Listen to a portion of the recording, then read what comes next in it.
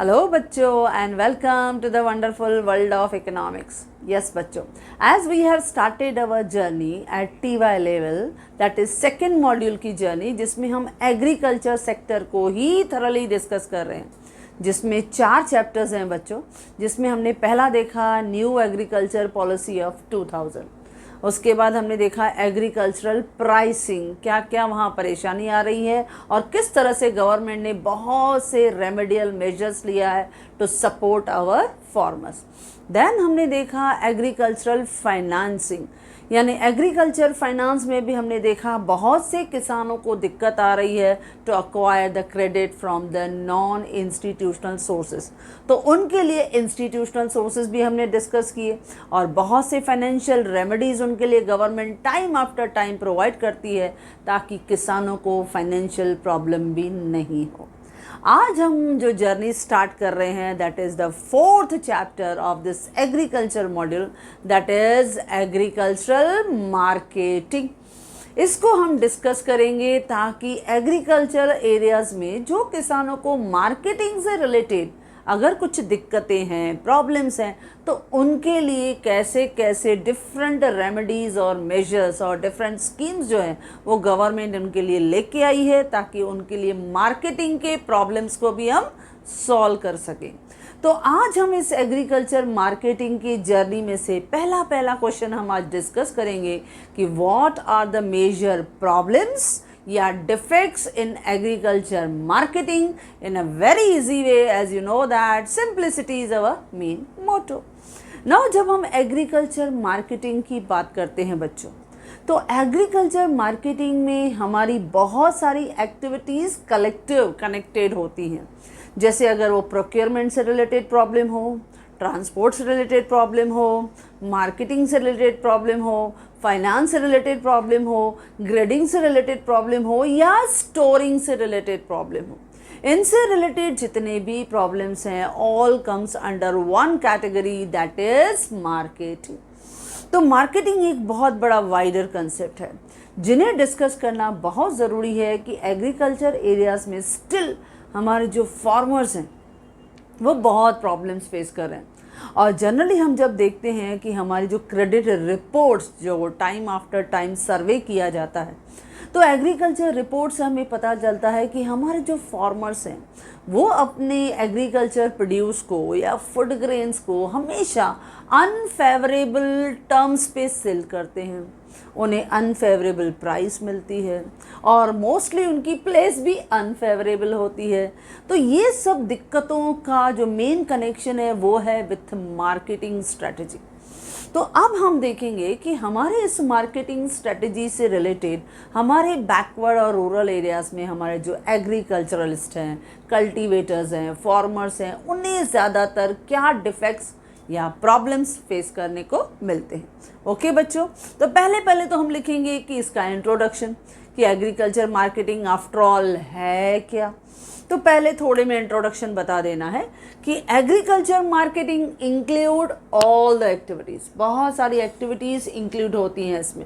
Agriculture marketing include all the activities which are related to, जो connected हैं with procurement यानी purchase, with grading, क्योंकि हमें food grains का ग्रेडिंग करना with their shape, size, weight के हिसाब से करना बहुत ज़रूरी है। इससे उनको रेम्यूनरेटिव प्राइसेस मिलेंगे, इससे उनको हाई प्राइसेस मिलेंगी, तो ग्रेडिंग करना ज़रूरी है। स्टोरिंग, उनके लिए प्रॉपर गोडाउन फैसिलिटीज़ ताकि वो डिस्ट्रेस सेल नहीं कर पाएँ, क्योंकि आफ्टर हार्वेस्टिंग जब तक उन्हें अच्छे प्राइसेस मिले, जब तक उनको मंडी से प्रॉपर उनको प्राइसेस मिले, तब तक they have to store their goods.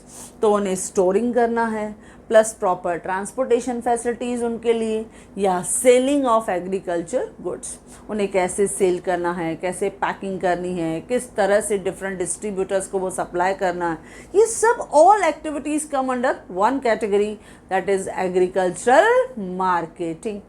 तो agriculture marketing include all the activities which are related to procurement, grading, storing, transportation and selling of agricultural goods.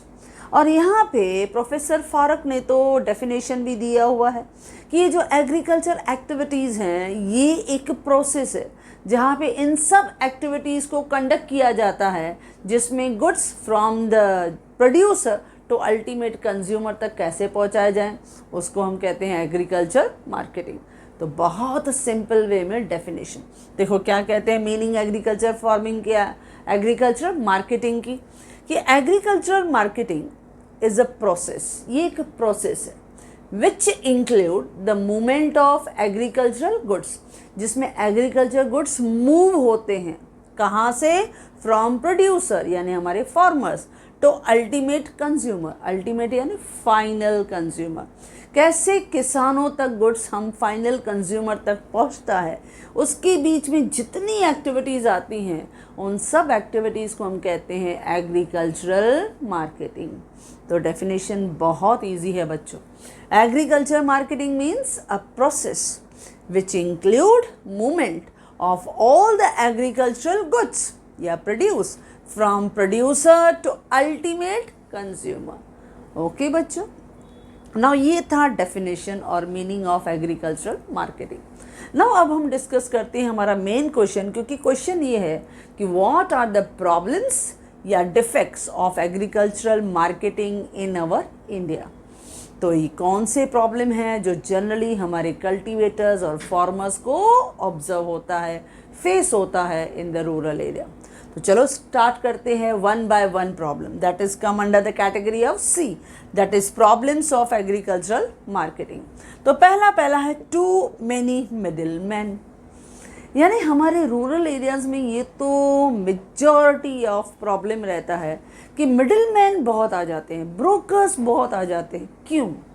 क्योंकि हमारे जो फार्मर्स हैं they are still not familiar with the marketing का process, उनको marketing का process पता ही नहीं है, मार्केट की इंफॉर्मेशन पता नहीं है, plus they totally rely and depend upon the middle man, on the brokers या ट्रेडर्स या कमीशन एजेंट, उनके ऊपर डिपेंड रहते हैं। क्यों? पैसा चाहिए उनसे लेके आते हैं, क्रेडिट चाहिए फैसिलिटी उनसे लेके आते हैं, ट्रांसपोर्टेशन के लिए भी मिडल मैन पर डिपेंडेंट होते हैं, किस मार्केट में किस मंडी में लेके जाना है वो भी मिडल मैन पर डिपेंडेंट रहते हैं, यानी too much Reliance on the middle man. अब जब इतने मिडिल मैन पर डिपेंडेंट रहते हैं तो जनरली ये भी ऑब्जर्व किया गया है कि जितनी प्राइसेस एग्रीकल्चर एरिया में फार्मर्स को या प्रोड्यूसर्स को मिलती है उसमें से more than 40% is shared by these middle man, क्योंकि मिडिल मैन ज़्यादा आ जाते हैं, उन्होंने क्रेडिट कहीं से लिया, उन्होंने ट्रांसपोर्टेशन के लिए मिडिल मैन को हायर किया, मार्केटिंग के लिए मिडिल मैन को हायर किया, वेयर हाउसेस के लिए मिडिल मैन को हायर किया, यानी मार्केटिंग स्ट्रेटजी से दे आर नॉट अवेयर। तो इसके लिए मेजॉरिटी ऑफ फार्मर्स जनरली हम ऑब्जर्व करते हैं they are not familiar with marketing का स्ट्रेटजी एंड मार्केटिंग का process, so they are totally rely on this middle man, वो मिडिल मैन पर डिपेंडेंट करते हैं विथ रेस्पेक्ट टू ट्रांसपोर्ट हो या कम्युनिकेशन हो या मार्केटिंग हो या मनी चाहिए या क्रेडिट चाहिए, व्हाटएवर में भी। इसके लिए उन्हें जो प्राइसेस से मिलता है, जो भी उनका रिजल्ट रहता है, यानी जितने उनको इनकम मिलता है, रेवेन्यू मिलता है, उसमें से 50% तो उन ब्रोकर्स के पास ही चला जाता है। तो ये तो उनका नुकसान हो गया, क्योंकि they depend upon the too much middle man.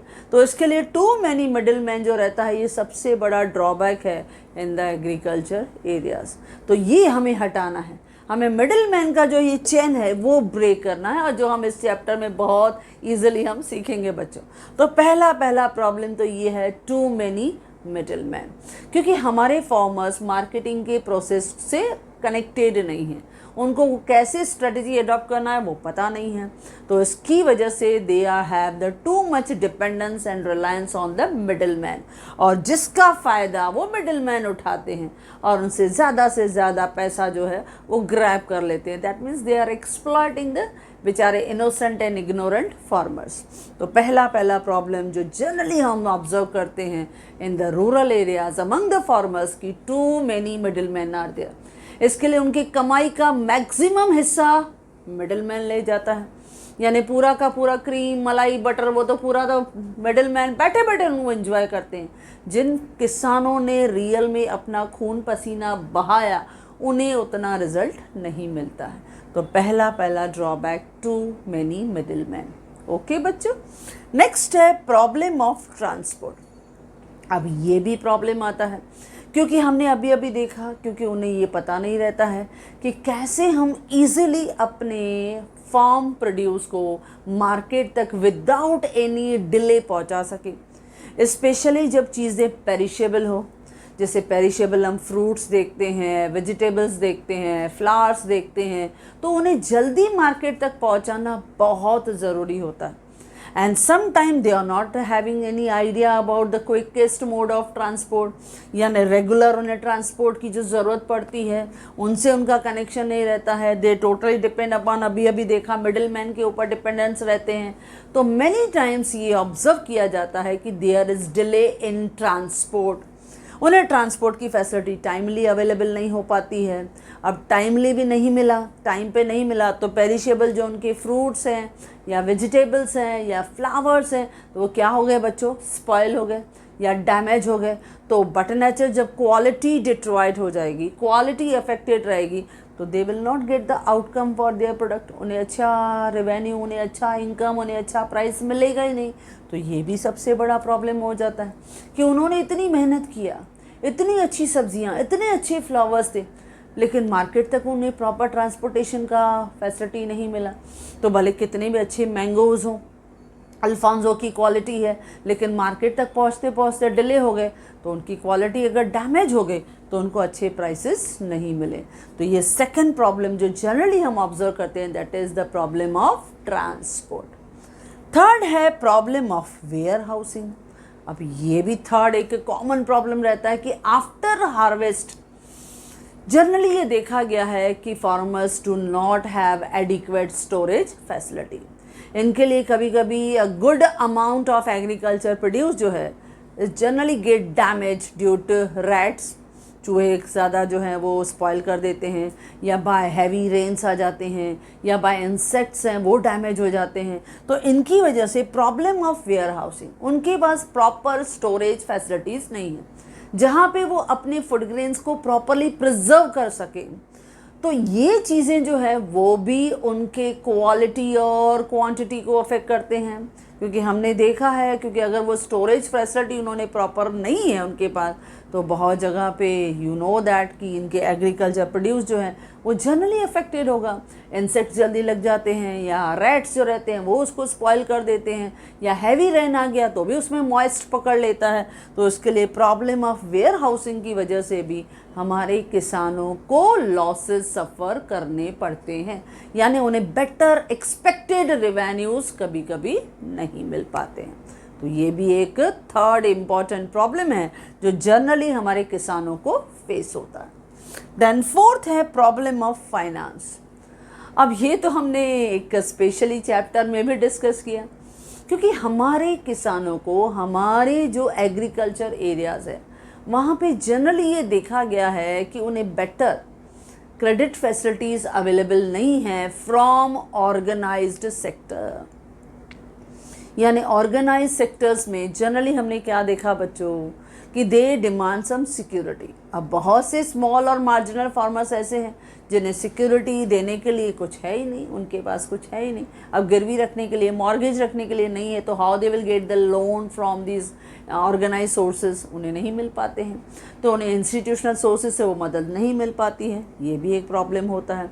कभी कभी रेड टेपिज्म की वजह से उनको जल्दी नहीं मिल पाता है, कभी कभी करप्शन की वजह से उनका स्टाफ ऐसा है जिनका नेगेटिव अप्रोच है तो उन्हें क्रेडिट नहीं मिल पाता है। तो इसके लिए जनरली हम देखते हैं कि Indian farmers they do not get easily credit facilities from institutional या ऑर्गेनाइज्ड सेक्टर। इसके लिए farmers are compelled, they are forced to sell their produce to the middle man. फिर वो बेचारे क्या कर देते हैं, ठीक है भाई मिडिल मैन आ गया, उन्हें तो ये मौके चाहिए, क्योंकि उनके पास ट्रांसपोर्ट के लिए, उनके पास वेयर हाउसिंग के लिए, उनके पास मार्केटिंग तक जाने के लिए पैसे नहीं हैं, और इसका फ़ायदा उठाता है मिडिल मैन, इसका फ़ायदा उठाते हैं ब्रोकर्स और मनी लेंडर्स। फिर वो उनसे लोअर प्राइस में परचेस कर लेते हैं और मार्केट में जाके खुद उनके ही प्रोड्यूस को हाई प्राइस पे बेच देते हैं। तो ये भी एक सबसे बड़ा प्रॉब्लम है, प्रॉब्लम ऑफ फाइनेंस। तो जनरली वी ऑब्जर्व कि हमारे इंडिया में जो हमारे फार्मर्स हैं they do not get credit facility at low rate of interest specially from the organise sectors. इसके लिए Indian farmers they are compelled to sell their produced either middleman या broker या मनी लेंडर्स, उनको sell कर देते हैं at lower price. तो जितना बेनिफिट, जितना प्रॉफिट, जितना इनकम इनको मिलना चाहिए उतना हमारे देश का फार्मर इंजॉय नहीं कर पाता है। तो ये भी हमारा एक सबसे बड़ा प्रॉब्लम है इन द रूरल एरियाज। नेक्स्ट है प्रॉब्लम ऑफ मार्केटिंग इंफॉर्मेशन। अब ये भी एक सबसे बड़ी दिक्कत आती है इन द एग्रीकल्चर एरियाज में, क्योंकि एग्रीकल्चर एरिया में सबसे बड़ी दिक्कत क्या है बच्चों? Farmers are ignorant and illiterate. दोनों प्रॉब्लम ट्विन प्रॉब्लम्स हम कहते हैं। एक तो they are illiterate, second one they are ignorant about the marketing strategies. उन्हें मार्केटिंग इन स्ट्रैटेजीज का पता ही नहीं रहता है, मार्केटिंग की इंफॉर्मेशन पता नहीं रहती है कि मार्केट में उनके प्रोड्यूस का, उनके गुड्स का क्या प्राइस अवेलेबल है, डिमांड क्या है, किस तरह से न्यू स्ट्रैटेजीज या डेवलपमेंट प्रोसीजर्स आ रहे हैं, जैसे नए सीड्स कौन से मार्केट में अवेलेबल हैं, नए फर्टिलाइजर्स क्या अवेलेबल हैं, किस तरह से नए नए इरिगेशन के जो फैसिलिटीज़ हैं वो उनको ईजिली टर्म्स पे अवेलेबल हैं। तो बहुत सी इंफॉर्मेशन से they are unaware and ignorant. अब इससे क्या होगा? इससे ये लॉस होता है कि they will try to sell their produce to middleman, क्योंकि मार्केट का इन्फॉर्मेशन तो उनको मालूम ही नहीं, उनको मार्केट की हाई प्राइसेस पता नहीं, मार्केट की डिमांड पता नहीं, तो उनको उनके ही गुड्स की डिमांड और इम्पोर्टेंस पता नहीं। और मिडलमैन तो उनको टोटली ब्रेन वॉश करके फिर उनसे इजीली लो प्राइस पे उनके गुड्स को परचेस कर लेते हैं। क्यों? क्योंकि उन्हें पता है किसानों को मार्केट की कोई इन्फॉर्मेशन पता नहीं है। तो हम इजीली उनको मिसगाइड करके उनका अनड्यू एडवांटेजेस ले लेंगे, उनसे हम परचेस कर लेंगे एट लो प्राइस पे, और वही उनके जो एग्रीकल्चर गुड्स हैं वही जाके मार्केट में हाई प्राइस पे यही मनी लेंडर्स, यही ब्रोकर्स, यही कमीशन एजेंट्स, यही ट्रेडर्स मार्केट में बेच देते हैं। तो इसके लिए नेक्स्ट प्रॉब्लम आता है प्रॉब्लम ऑफ मार्केट इन्फॉर्मेशन, यानी हमारे किसान भाइयों को मार्केट की प्रॉपर इन्फॉर्मेशन नहीं है। यानी जनरली वी ऑब्जर्व कि Indian farmers find it difficult to get the right market information which is related to demand या प्राइस या any latest development in the market में कुछ भी फ्लक्चुएशन आया पता ही नहीं है। सो इसके लिए many farmers find it difficult to fix the right price for their produce, यानी वो अपनी प्राइस को फिक्स ही नहीं कर पाते हैं। जैसे मिडलमैन उनको गाइड करते हैं, जैसे उनके ब्रेन को वॉश करते हैं, बस वैसे ही वो उस पर पूरा का पूरा बिलीव कर लेते हैं। तो इसके लिए बेचारे farmers may not fix the right price for their goods, और even they can not plan for their production properly, क्योंकि उन्हें अच्छे रिटर्न ही नहीं मिल पाते हैं। तो इस तरह से मार्केट का इंफॉर्मेशन भी उनके पास प्रॉपरली अवेलेबल नहीं है, और स्पेशली राइट मार्केट का इंफॉर्मेशन कि उनकी प्राइसेस क्या है, उनके गुड्स का, उनके जो क्वालिटी है क्या प्रॉपर ग्रेडिंग होगी, क्योंकि वो ग्रेडिंग उन करवाते ही नहीं है। इसके लिए उनको पता ही नहीं रहता है कि उनका प्रोडक्ट कितना वैल्यूएबल है, कितनी अच्छी क्वालिटी है, ये भी उन्हें पता नहीं रहता है। इतनी अच्छी क्वालिटी है तो उनका प्राइस भी हाई मिलना चाहिए, वो भी इन्हें पता नहीं रहता है। तो इसके लिए मार्केट की काफ़ी जानकारी हमारे फार्मर्स को नहीं रहती है, because of that they are getting low prices for their goods.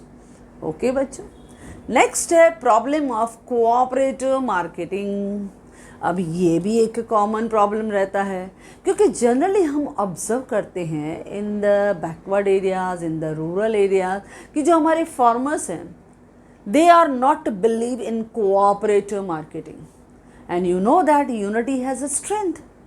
लेकिन ये जो थिंकिंग है वो अपने मार्केटिंग की स्ट्रेटजी में एडॉप्ट नहीं करते, क्योंकि वो जब मिल जाएंगे ना फार्मर्स, ये हम सिखाते हैं, हम उन्हें ट्रेनिंग देंगे, क्योंकि इसका जितने भी प्रॉब्लम्स हैं ना बच्चों, उन हर प्रॉब्लम्स का सॉल्यूशन हमारी गवर्नमेंट निकालती है। अब जैसे यहाँ पे प्रॉब्लम ऑफ कोऑपरेटिव मार्केटिंग है।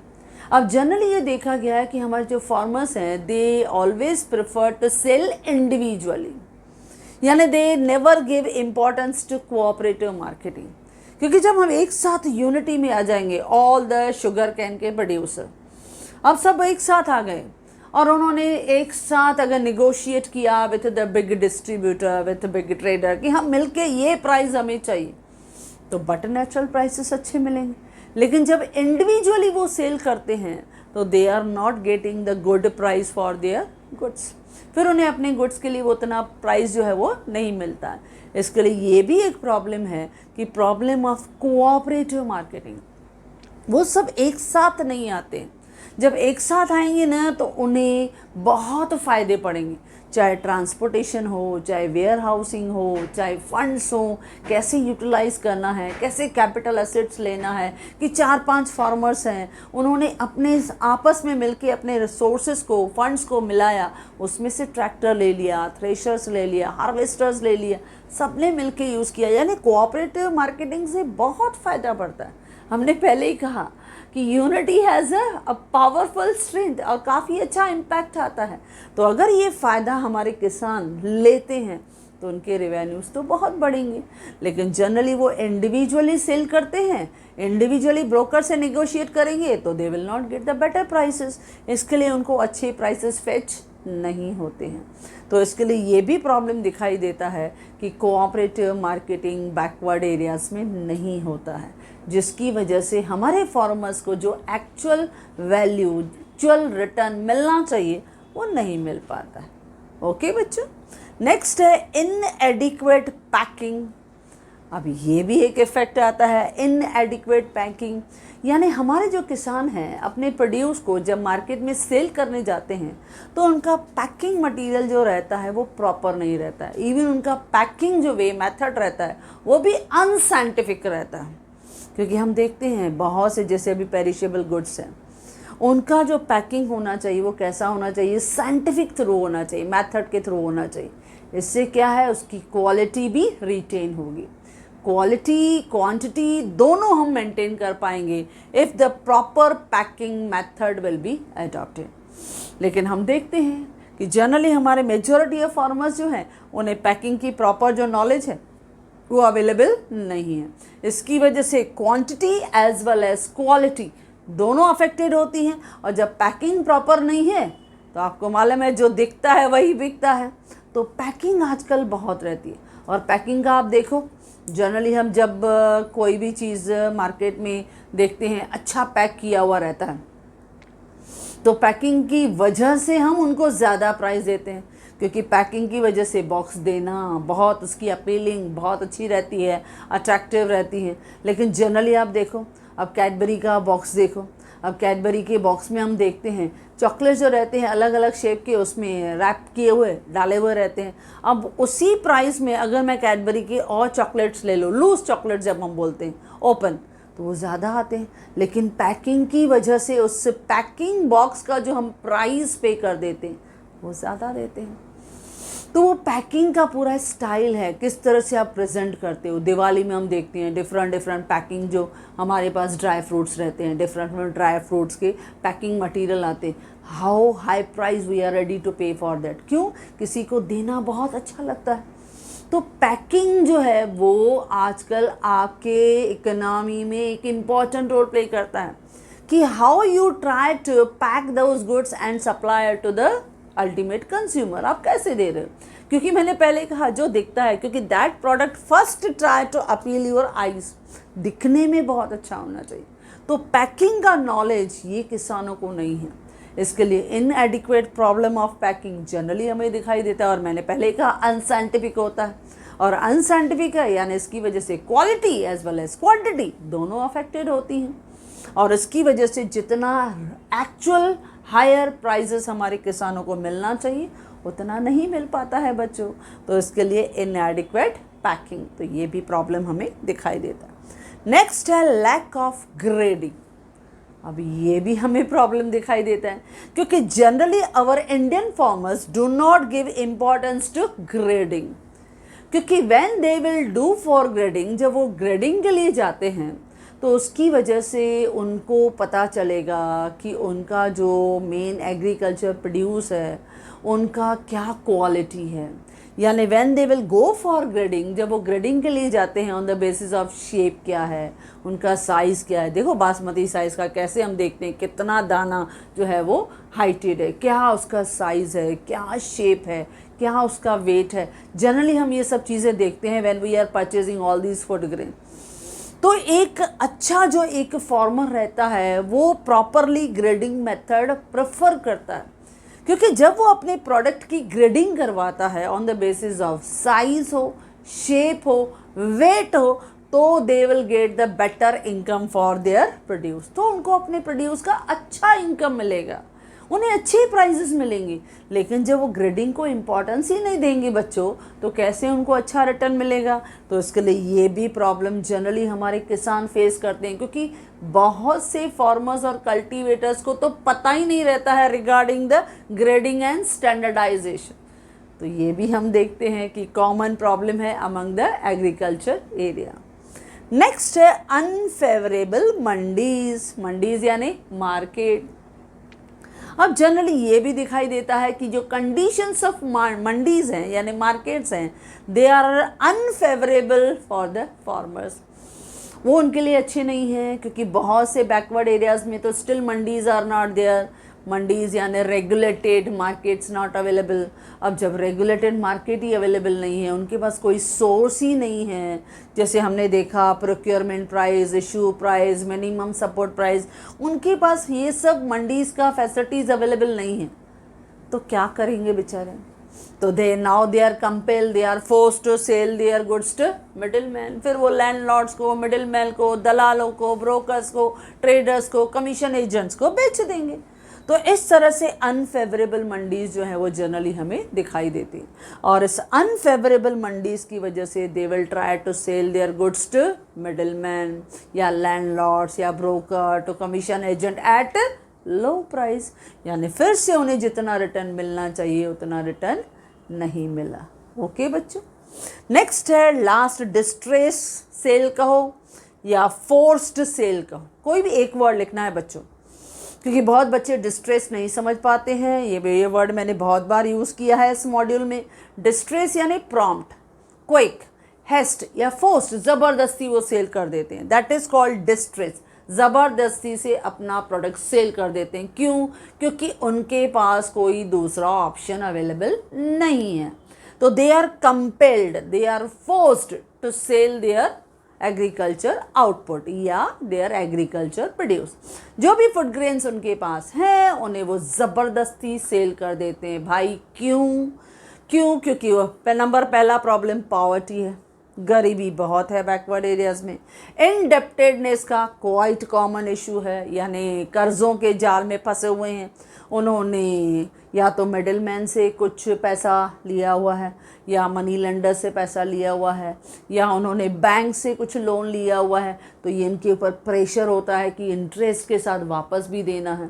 या उनको सपोज़ हार्वेस्ट के बाद दूसरी फाइनेंशियल नीड्स होती हैं, क्योंकि काफ़ी पोस्ट एक्सपेंसेस होता है, वेयर हाउसिंग के लिए उनके पास ज़्यादा फंड्स अवेलेबल नहीं हैं, या ट्रांसपोर्ट के लिए उनके पास ज़्यादा फंड्स अवेलेबल नहीं हैं।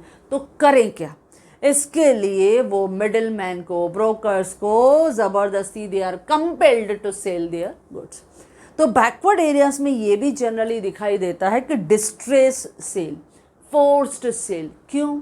पॉवर्टी मैंने कहा बच्चों, या उनके पास कोई फाइनेंशियल रिक्वायरमेंट है, उनके घर के खर्चे हैं, सोशल नीड्स हैं, रिलीजियस नीड्स हैं, बहुत सारी ज़रूरतें होती हैं बच्चों। या इनडेप्टेडनेस है, कर्जा लिया है तो इंटरेस्ट का भी प्रेशर है, बार बार कोई दरवाजे पे आके खड़ हो रहा है कि आपका फसल तो कट गया, अब पैसा दो। तो उनको लगता है फसल बिकेगा तो उनको पैसा आएगा, तो ये सब उनका कर्जा उतर जाएगा। तो इसके लिए they are compelled, they are forced to sell their output.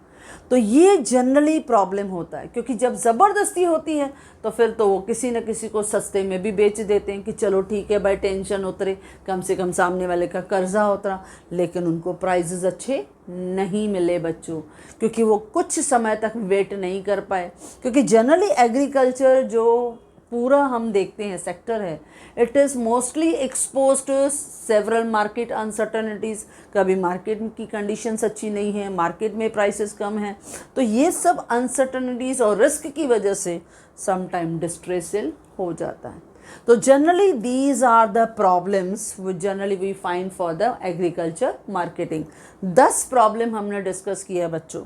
That is number 1, too many middle man. Then second, problem of transport, problem of warehousing, problem of finance, problem of market information उनके पास अच्छी available नहीं है, problem of cooperative marketing नहीं है, inadequate packing, packing का knowledge उनके पास नहीं है, अनसाइंटिफिक मेथड्स को वो यूज़ कर रहे हैं जिससे क्वांटिटी क्वालिटी दोनों अफेक्टेड हो रही है और अच्छा प्राइस नहीं मिल पा रहा है। देन लैक ऑफ ग्रेडिंग, उनके पास ग्रेडिंग का भी नॉलेज नहीं है कि उनके जो आउटपुट है उनका साइज, वेट, शेप क्या है, उनको पता ही नहीं रहता है। देन अनफेवरेबल मंडीज़ हैं जिनकी वजह से उनको अच्छे टर्म्स पे अच्छे प्राइजेस जो हैं वो डिसाइड होके नहीं मिलते हैं। Then distressed sale. तो 10 पॉइंट्स हैं और इन 10 पॉइंट्स की वजह से जनरली, जैसे मैंने कहा कि ये मार्केटिंग के बहुत सारे इश्यूज़ हैं जो हर एग्रीकल्चर एरियाज़ में जनरली इंडिया में दिखाई देता है। इसके लिए जो बहुत सारी सर्वेज होती हैं, रूरल क्रेडिट रिपोर्ट हैं, उनमें ये ऑब्ज़र्व किया गया है कि जो इंडियन फार्मर्स हैं they generally sell their output या produce at number 1 unfavourable price. उनको प्राइस अच्छा नहीं मिलता है बच्चों। देन अनफेवरेबल टाइम पे भेज देते हैं, मतलब एक सूटेबल टाइम, जब तक उनको अच्छी प्राइस मिले तब तक वो अपने उस स्टॉक को होल्ड करके नहीं रख सकते हैं। तो पहला तो अनफेवरेबल प्लेस पे उन्होंने मिडलमैन को दे दिया, अनफेवरेबल टाइम पे यानी क्विकली डिस्ट्रेस सेल कर दिया, और अनफेवरेबल टर्म्स यानी जैसा ट्रेडर्स, ब्रोकर जो उनको कंडीशन बोलेगा they will ready to do it. तो इसके लिए अनफेवरेबल प्लेस, अनफेवरेबल टाइम और अनफेवरेबल टर्म्स पे जनरली देखा गया है कि हमारे किसान भाई जो हैं वो अपने आउटपुट को सेल कर देते हैं। जितना उन्हें अच्छा रेवेन्यू मिलना चाहिए उतना उन्हें अच्छा रेवेन्यू नहीं मिलता है। ओके बच्चों, तो ये हैं main defects of agricultural marketing. जब हम एग्रीकल्चर मार्केटिंग की बात करते हैं तो मार्केटिंग में बहुत सारी एक्टिविटीज़ आती हैं related to procurement, grading, storing, transportation and selling of agriculture goods. अगर हम डेफिनेशन की बात करें तो बहुत आसान डेफिनेशन है, agriculture marketing is a process which include the movement of agricultural goods from producer to ultimate consumer। Okay बच्चों, और फिर इन 10 पॉइंट में से कोई भी 8 प्रॉब्लम्स आप एग्ज़ाम में डिस्कस कर देना। नॉट नेसेसरी कि ऑल 10 की 10 पॉइंट लिखो, एनी 8 पॉइंट्स भी डिस्कस किया मोर देन इनफ। क्योंकि आपका जो क्वेश्चन रहता है टीवाई में जनरली, जब हम मुंबई यूनिवर्सिटी की बात करते हैं तो उसमें कैसा रहता है, हर क्वेश्चन में ABC यानी 1 2 3 क्वेश्चन दिया रहता है, हर क्वेश्चन फॉर 15 मार्क्स, लेकिन उसमें से you have to select any 2 question, 2 question select करना है, 15 मार्क्स के लिए रहता है। जनरली आपको 7.5 मार्क के लिए एक क्वेश्चन रहता है, या एक क्वेश्चन 8 मार्क का, एक क्वेश्चन 7 मार्क का, ऐसे करके कंसिडर करते हैं। तो आपको इस 10 पॉइंट में से एनी 8 पॉइंट्स आप लिख सकते हैं। ओके बच्चों, तो इस तरह से आज हमने शुरुआत किया एग्रीकल्चरल मार्केटिंग का, और जिसमें हमने डिस्कस किया एग्रीकल्चर मार्केटिंग के प्रॉब्लम्स या डिफेक्ट्स। तो बच्चों, जिस तरह से मैंने आपको एक्सप्लेन किया, in the same way I have provided in my notes in a very easy way. Okay बच्चों, so if you like this video you can share with your maximum friends, and if you want my handwritten notes the link is given in the description box. Thank you.